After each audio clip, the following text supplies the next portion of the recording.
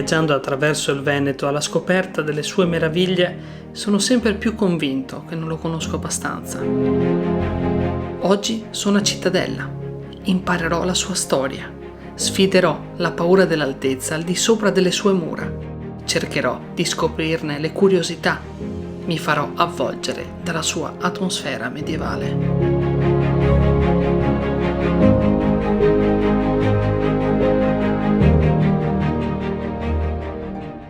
La fondazione di Cittadella risale attorno al XIII secolo, ma la sua storia è ben più antica. Mi sto avvicinando alla città e sono senza parole. È impossibile non rimanerne affascinati. Non si possono non notare le altissime mura medievali. Queste mura si vedono anche da lontanissimo. Cittadella è l'unica città in Europa con un camminamento di ronda completamente percorribile. Ovviamente non posso perdere questa opportunità e mi sto dirigendo verso l'ingresso della passeggiata panoramica. La biglietteria è presso la Porta Bassano e mi sto per incontrare con Monica. Benvenuto a Cittadella, il percorso sarà completamente percorribile, durerà più o meno 1,5 km, quindi un'oretta, e si comincia dalle scale di qua. Si accede passando per la casa del capitano. Il percorso è sicuro ma soprattutto spettacolare. L'altezza mi inquieta un po'.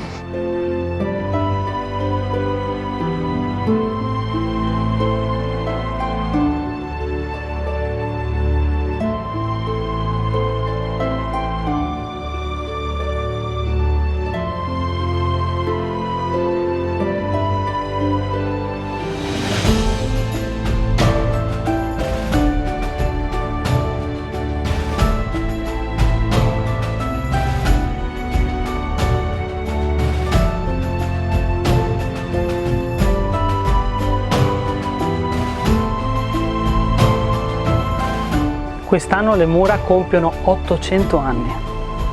Si ha proprio la sensazione di camminare nella storia.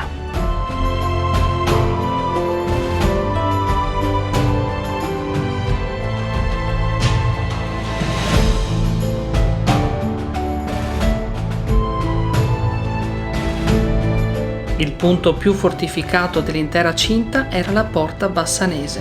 Era l'ultima ed estrema difesa della città. Camminando lungo la ronda incontro altre porte, come la Porta Vicentina.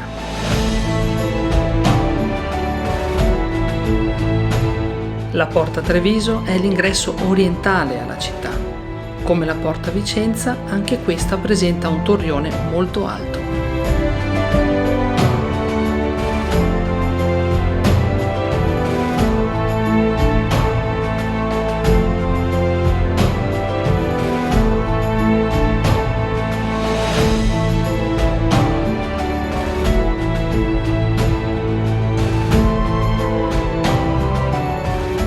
La Porta Padova attira la mia attenzione. La Porta Padovana costituiva l'ingresso principale alla città. Di fianco alla Porta Padova c'è la famosa Torre di Malta. È stata costruita nel 1251 da Ezzelino III da Romano come prigione. Anche Dante cita la Torre di Malta come luogo di sofferenze inaudite. Possiamo dire che forse Dante con i ghibellini calcava un pochino la mano. La prigione ovviamente non c'è più, al suo posto il Museo Civico Archeologico.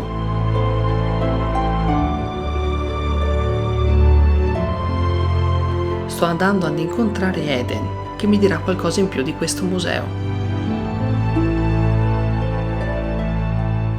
Benvenuto al Museo Archeologico di Cittadella. Qui possiamo trovare dei reperti di tutte le epoche storiche che ha vissuto Cittadella.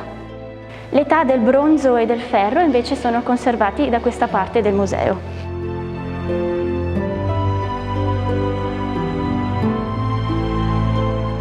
Qui invece c'è il cippo gromatico romano ritrovato nel letto del fiume Brenta negli anni 60 a San Giorgio in Brenta.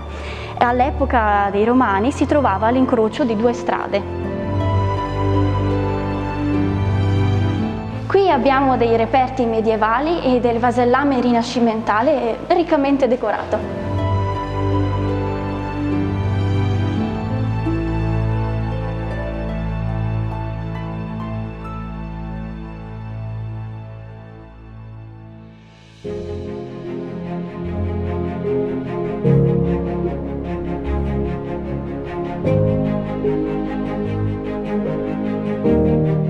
Dal camminamento di ronda ho notato altri edifici che vorrei visitare. Mi sto avviando verso il Teatro Sociale.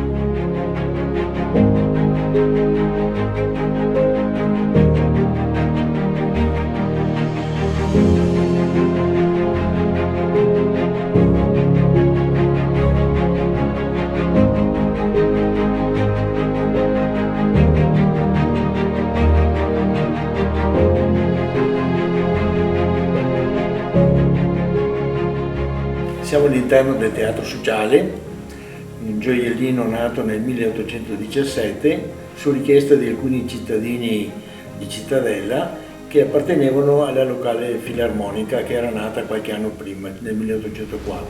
La richiesta viene fatta alle autorità che in pochissimi mesi, sempre nel 1817, dà l'autorizzazione a costruire questo teatro.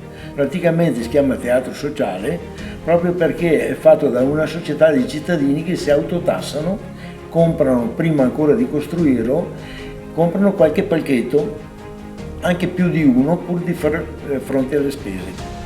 Il progetto del teatro è dell'ingegner Giacomo Bauto di Bassano del Grappa. Lui aveva già fatto il teatro di Bassano qualche anno prima.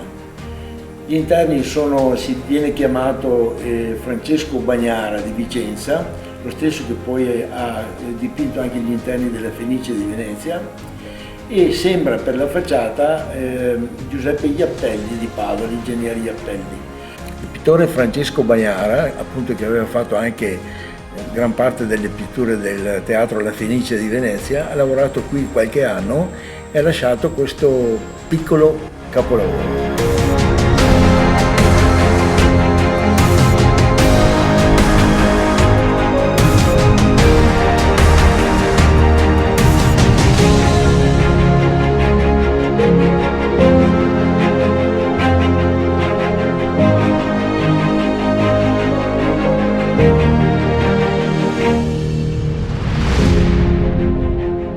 Mi sto dirigendo verso il Duomo di Cittadella. All'interno, opere di grande valore.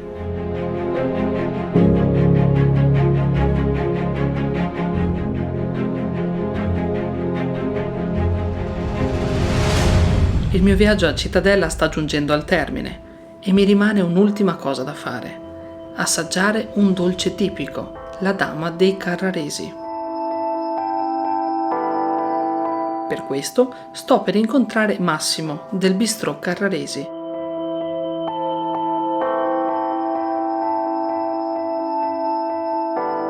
La Dama dei Carraresi nasce da un insieme di idee, da un connubio, da una sinergia tra me e Francesco Rossi, che è il depositario della memoria storica di quello che qua una volta c'era, e quindi la famosissima pasticceria Rossi.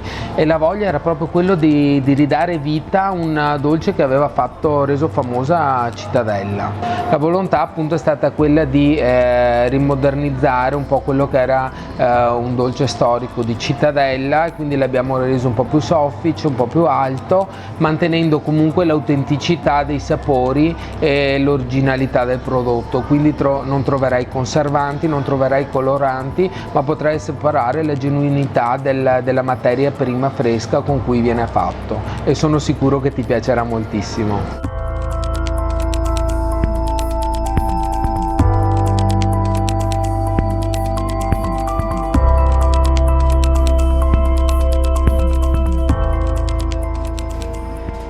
È proprio vero, ogni luogo ha una particolarità, ogni luogo ti trasmette sensazioni diverse e uniche.